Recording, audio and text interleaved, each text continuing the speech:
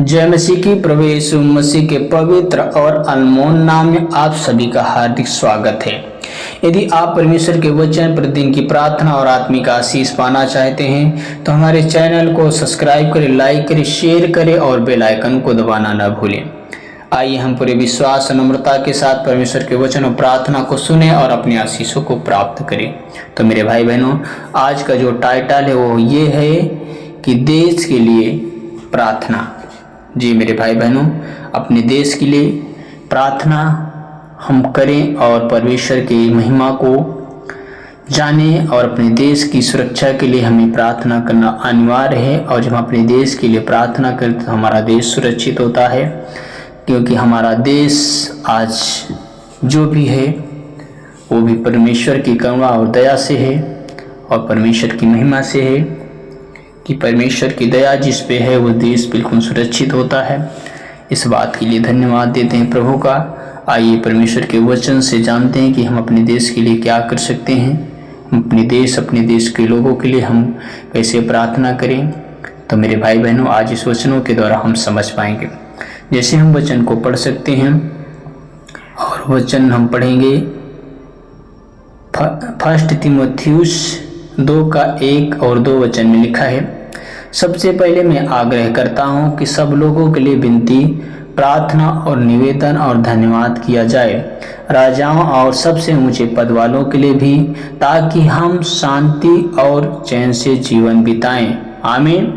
मेरे भाई बहनों, पौलुस इस बात को कहता है कि मैं सबसे पहले ये तुमसे अनुग्रह यानी आग्रह करता हूं और निवेदन करता हूं कि सब लोग एक दूसरे के लिए प्रार्थना करें, निवेदन करें और विनती करें और धन्यवाद करें कि परमेश्वर ने हमें, हमारे जीवन को, हमारे परिवार को, हमारे देश के लोगों को सुरक्षित रखे और उनके जीवन को बचा कर रखे और अपनी महिमा में लेकर चले। और जैसे कि आज हम देख पा रहे हैं कि 15 अगस्त जो कि स्वतंत्रता का दिवस का जो दिन है, इस दिन पे हम ऊंचे पद वालों के लिए, सैनिकों के लिए, नेताओं के लिए, पुलिसकर्मियों के लिए हमें प्रार्थना करना है कि परमेश्वर उन्हें बल और शक्ति दे, उन्हें अपनी आत्मा में लेकर चल, उन्हें न्याय और बुद्धि और समझ दे। हमें उनके लिए प्रार्थना करना ज़रूरी है। जब हम प्रार्थना करते हैं तो हमारा देश, हमारे देश के सैनिक, नौजवान बल और शक्ति पाते हैं, और जब बल और शक्ति पाते हैं तो हमारे देश के लोग सुरक्षित होते हैं, हमारा परिवार सुरक्षित होता है, हमारे देश के हर एक जन सुरक्षित हो पाते हैं प्रार्थना के माध्यम से। इसलिए पौलुस कहता है कि मैं आपसे आग्रह करता हूँ, निवेदन करता हूँ कि हर एक सब लोगों के लिए प्रार्थना, निवेदन और धन्यवाद किया जाए। वो चाहे विश्वासी हों या विश्वासी न हो, हर एक व्यक्तियों के लिए हमारा प्रार्थना करने का एक कर्तव्य है, हमें प्रार्थना करना चाहिए। जैसे दाऊद कहता है, भजन संहिता 33 के 12 में लिखा है, क्या ही धन्य है वह जाति जिसका परमेश्वर यहोवा है। तो मेरे भाई बहनों, हम परमेश्वर के लोग हैं, हम एक मनुष्य जाति हैं, ये पूरा संसार एक मनुष्य जाति है, इस संसार का एक जन मनुष्य जाति है। जब मनुष्य जाति है तो जिसका परमेश्वर यहोवा है, धन्य है। हम मनुष्य जातियों का परमेश्वर यहोवा है, इसका मतलब हम धन्य हैं। वो चाहे सिख हो, चाहे मुस्लिम हो, चाहे ईसाई हो, चाहे कोई भी जाति हो, वो सारे लोग मनुष्य जाति हैं और मनुष्य जाति का परमेश्वर यहोवा है। वो सारे लोग धन्य हैं। परमेश्वर किसी भी जाति या किसी धर्म एक का नहीं है, वो सिर्फ मनुष्य जाति का परमेश्वर है।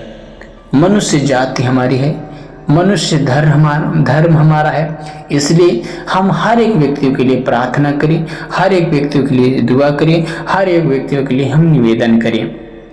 आइए हम एक साथ मिलकर प्रार्थना करते हैं कि हमारा देश, हमारे देश के लोग, हमारे देश के सैनिक, हमारे देश के नेता सुरक्षित रहें, न्याय और बुद्धि और नम्रता और प्रेम और भाईचारे के साथ हमारा देश सुरक्षित रह सके।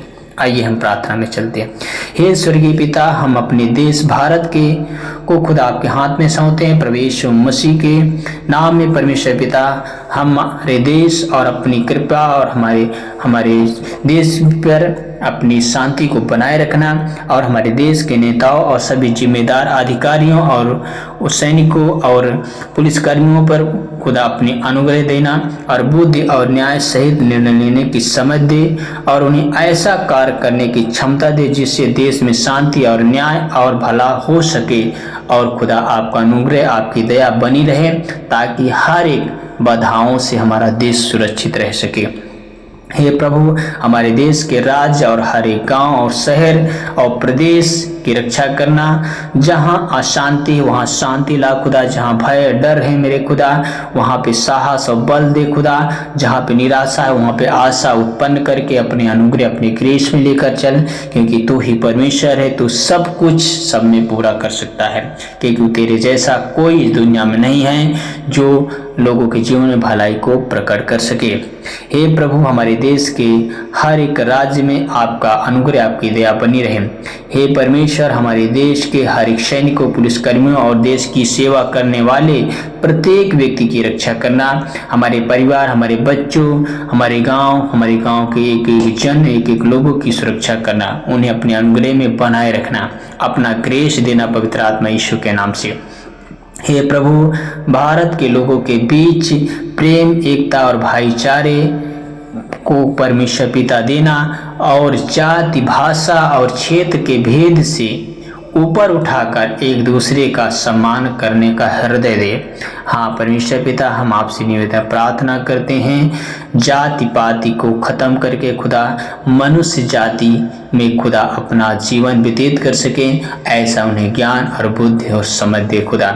एक दूसरे में दया भर दे खुदा, एक दूसरे का सम्मान करना सिखा दे परमेश्वर पिता, एक दूसरे का भेदभाव करना बंद कर दे मेरे परमेश्वर पिता, एकता और प्रेम और भाईचारे में उन्हें तब्दील कर और अपने अनुग्रह में लेकर चल पवित्र आत्मा। हम परमेश्वर पिता, हम आपसे प्रार्थना करते अपने देश के लिए, और हमारा देश सत्य और न्याय और शांति और धार्मिकता और स्वतंत्रता के मार्ग पर आगे बढ़े। भारत अपनी कृपा पर परमेश्वर पिता अपनी कृपा बनाए रख और हमारे देश को आशीष देना, हर एक अनुग्रह हर एक दया में उन्हें बनाए रखना परमेश्वर पिता। हम प्रभु यीशु के नाम में इस प्रार्थना को मांगते हैं, आमीन आमीन।